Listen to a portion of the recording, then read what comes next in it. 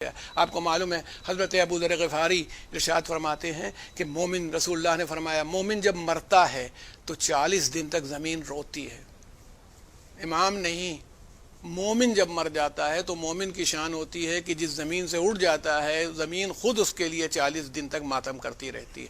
تو وہ اس منزل کمال پر اپنے نفس کو پہنچا چکا ہوتا ہے.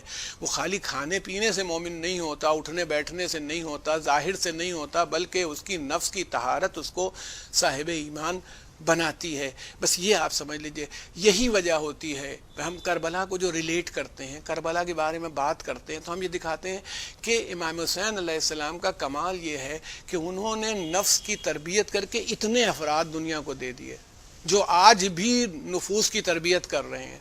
یہ ہے کربلا والوں کا ذکر. کسی دن اس کا بھی انشاءاللہ تذکرہ ہوگا کہ ساری جنگیں ہیں، جہاد ہیں، دنیا میں ہمیشہ انبیاء لڑتے رہے ہیں، مگر کسی کو وہ کربلا والی کیفیت نہیں مل پائی. اب امام حسین علیہ السلام نے کون تربیت کرنے والا ہو، کس منزل پر ہو. دیکھیے امام جب مدینے سے مکہ آئے 5 مہینے تقریباً رہے. شعبان سے شروع کر دیجئے، رمضان، ذیقعد اور ذی الحج، سب شوال، یہ 4 مہینے تو پورے ہی ہو گئے، 8 دن اور. لیکن آپ نے خانہ کعبہ کے حج کو ترک کیا اور آپ وہاں سے نکلے ہیں اور چلے گئے. کیوں چلے گئے؟ دیکھیں 2 شخصیتیں وہاں پر، حضرت عبداللہ ابن زبیر بھی تھے، امام حسین علیہ السلام بھی تھے.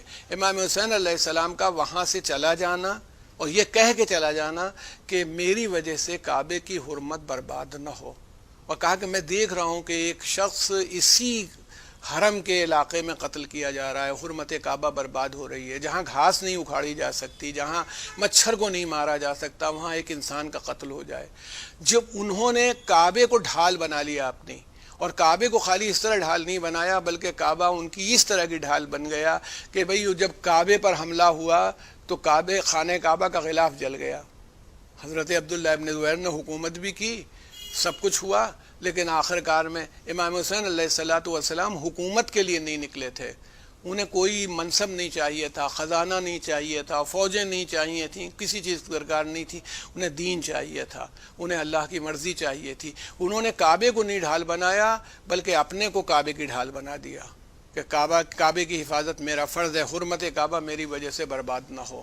یہ ان کا سب سے بڑا کمال ہے کہ امام حسین اور امام علی مقام اس منزل تک آئے جس نے ساری دنیا کو یہ بتا دیا کہ جو صحیح معنوں میں رہنما ہوتا ہے اس کا کام یہ نہیں ہوتا کہ وہ دین کو ہتھیار کے طور پر استعمال کرے، بلکہ اس کا کام یہ ہوتا ہے کہ دین کے لیے قربانی دے کر کے دین کو بچائے. سب سے بڑی بات اس کے سامنے یہی ہوتی ہے. بس میں یہی کہتا ہوں کہ اگر امام حسین، کبھی کبھی بڑی حیرت ہوتی ہے کہ جس آدمی نے، جس ذات نے 25 حج پیادہ کیے ہوں، پیدل جا کے 25 حج کیے ہوں، آخر وہ حج کے موقع پر، یعنی آپ بتائیے کہ جس دن سارے حاجی جا رہے ہیں، مینا کے میدان میں جا رہے ہیں کہ اب جائیں گے کل عرفات میں جائیں گے، بالکل گویا ٹاپ والی مجمع ہے، پیک کا مجمع آ چکا ہے. ایسے موقع پر ایک ایسا آدمی جو 25 حج پیادہ کر چکا ہو. اب ماشاءاللہ سب عزادار ہیں، آج کل تو ویسی عزاداری نہیں ہو پاتی، لیکن آپ بتائیے کہ جو آدمی ہمیشہ عزاداری کے لیے کسی خاص جگہ جاتا ہو اور وہاں پر عزاداری کرتا ہو، اور پھر وہ عزاداری کے عین وقت پر وہ خاص تاریخوں میں وہاں سے اس کو چھوڑنا پڑے تو اس کی کیا کیفیت ہوگی. اور ہماری کیفیت تو ہم عام انسان ہیں. امام کا کعبے سے جو تعلق ہے وہ وارث ابراہیم ہیں، وہ وارث اسماعیل ہیں، ان کے اوپر ذمہ داری، یعنی اب حجت خدا ہیں. ان تمام باتوں کے اعتبار سے اگر آپ غور کیجئے تو کتنی مشکل منزل ہے. یہ ہے نا کہ آپ اور ہم توجہ کریں، اگر ایک لمحے کے لیے بھی سوچیں تو ہمیں اندازہ ہو کہ امام حسین کو کتنی تکلیف ہوئی تھی خانہ کعبہ چھوڑنے کی، اور خانہ کعبہ چھوڑ کر کے، حج چھوڑ کر کے آگے جانے کی. مگر انہوں نے صرف اسی لیے دین بچ جائے. نفس کو بنیاد نہیں بنایا، وہ نفس وہیں روک دیتا. یا نفس کو بنیاد بنا دے تو کہتا خانہ کعبہ کا حج چھوڑ کے جاؤ گے، ارے بابا دین کا معاملہ ہے، دین کے لیے جان دے دو. مگر امام علی مقام نے حرمت کعبہ کو، کعبے کی عظمت کو بچانے کے لیے سفر اختیار کیا. اور میں سمجھتا ہوں کہ وہ انداز بھی ہے جب یہی کیا. اگر دیکھا جائے تو وارث ابراہیم اور وارث اسماعیل نے کہا اور طے کر لیا، یہی سوچا ہوگا کہ میں ایک حرم خود کیوں نہ بنا دوں، ایسا حرم بن جائے.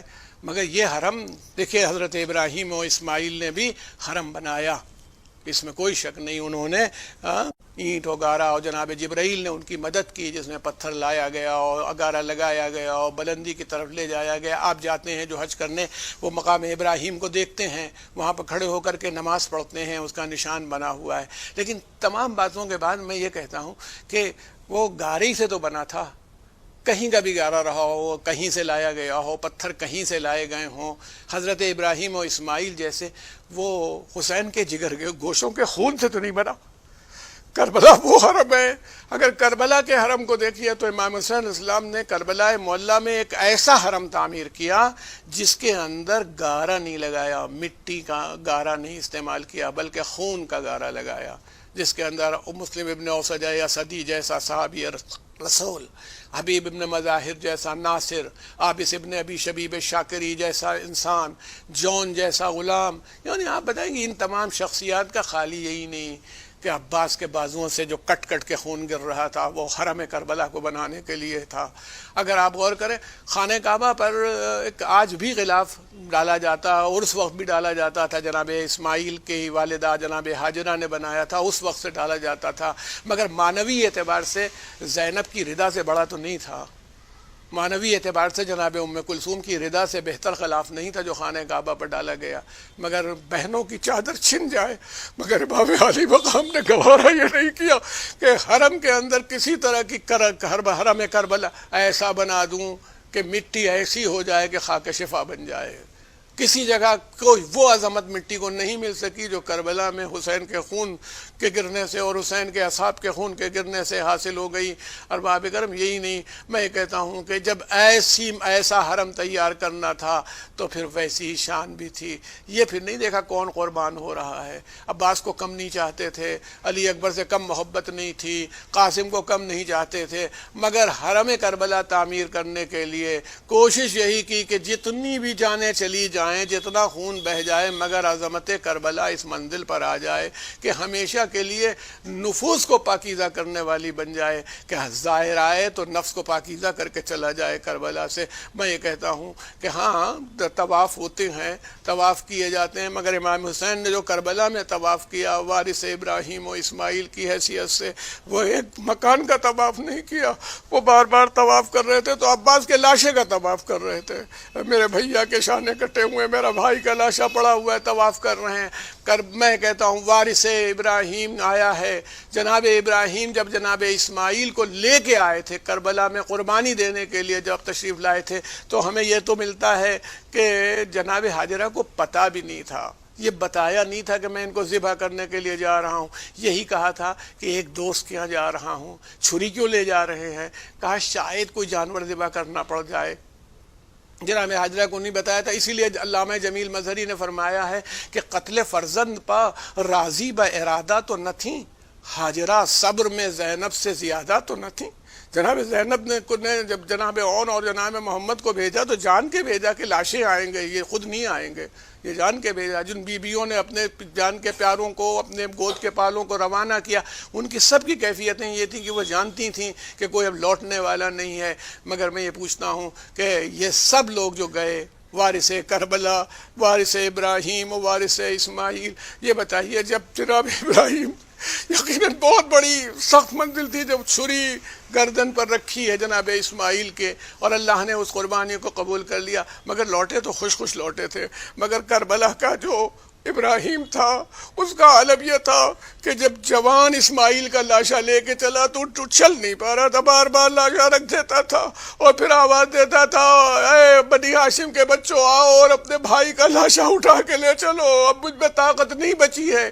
اور جب 6 مہینے کے اسماعیل کو اپنے ہاتھوں میں لے کر کے آگے آ رہا تھا تو عالم یہ تھا کہ آتے آتے پیچھے پلٹ جاتا تھا، انا للہ و انا الیہ راجعون، رضم بقضائہ و تسلیما لامرہ، کیسے میں ماں کے پاس پہنچ جاؤں؟ ارے کم سے کم اسماعیل کو لے کے جناب ابراہیم لوٹے تھے تو ہاجرہ کو تب بھی یہی خیال تھا کہ اگر ذبح ہو جاتے تو کیا ہوتا، مگر جب علی اصغر کو لے کے آئے تو جناب رباب کا کیا عالم ہوا، بچے کو ہاتھ میں لے کے پوچھا مثلو کا ینہر، اے میرے لال کیا تیری عمر کے بچے بھی ذبح کر دیے جاتے ہیں؟